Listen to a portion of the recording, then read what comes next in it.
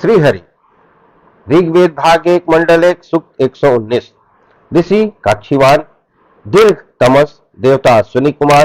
छंद जगती त्रिष्टुप। हे अश्विनी कुमारों, जीवन धारण के लिए अन्न से निर्मित मैं आपके रथ का आह्वान करता हूँ। यह रथ बहुविध गति विशिष्ट, मन की तरह चलने वाला, वेगवान अश्व से युक्त, याज्ञ पात्र, सहस्त्र केतु युक्त, शतधन युक्त, सुखकर और धन प्रदान करने वाला है। उस रथ के गमन करने पर अश्विनी कुमारों की प्रशंसा में हमारी बुद्धि ऊपर उठ जाती है, हमारी स्तुतियां अश्विनी कुमारों को प्राप्त होती है। मैं हव्य का स्वादिष्ट करता हूँ, सहायक ऋत्विक लोग आते हैं। हे अश्विनी कुमारों, सूर्यपुत्री उषा आपके रथ पर बैठी है। उस समय यज्ञ परायण असंख्य जयशील मनुष्य युद्ध में धन के लिए परस्पर युद्ध करने के लिए एकत्रित होते हैं। हे अश्विनी कुमारों, उस समय आपका रथ पृथ्वी पर आता हुआ प्रतीत होता है। उसी रथ पर बैठकर आप लोग अपने याजकों के लिए श्रेष्ठ धन लावे। हे अभीष्ट वर्ष कदय पक्षियों के सदृश आकाश में उड़ने वाले वाहन द्वारा आपने तुंग पुत्र भज्जू को उसके माता पिता के पास पहुंचाया। देवोदास को भी आप दोनों का सहयोग और संरक्षण प्राप्त हुआ। हे सुनिकरो, आपके प्रशंसनीय दोनों घोड़े आपके संयुक्त रथ को उसकी सीमा सूर्य तक समस्त देवों के पहले ले गए।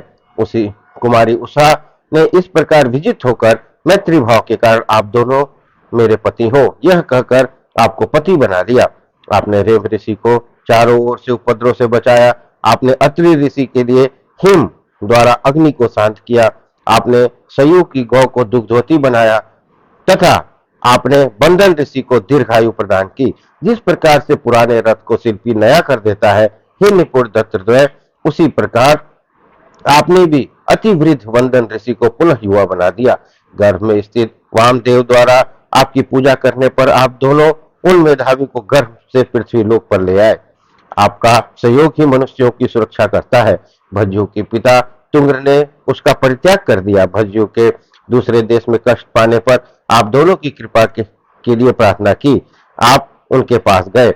आपका यह रक्षण कार्य अत्यधिक अद्भुत और प्रशंसा के योग्य है। इस प्रकार मधुमक्खी मधुर स्वर में गुंजन करती है, उसी प्रकार सोमरस यान पान भी प्रसन्नता से उस के पुत्र कक्षीवान आपको बुलाते हैं। आपने जब दधिति ऋषि का मन प्रसन्न किया, तब उनके अश्वमस्तक ने आपको मधु विद्या प्रदान की। हे अश्विनी कुमारों, आपने पेदु राजा को शत्रुओं पर विजय प्राप्त करने वाले शुभ्र वर्ण अश्व प्रदान किए। वे अश्व युद्ध में रथ, दीप्तिमान, युद्ध में पराजित न होने वाले, समस्त कार्यों को पूर्ण करने वाले और इंद्रदेव की तरह मनुष्यों पर विजय प्राप्त करने वाले थे। इस प्रकार सूक्त 119 संपन्न हुआ। बोलिए श्री हरि।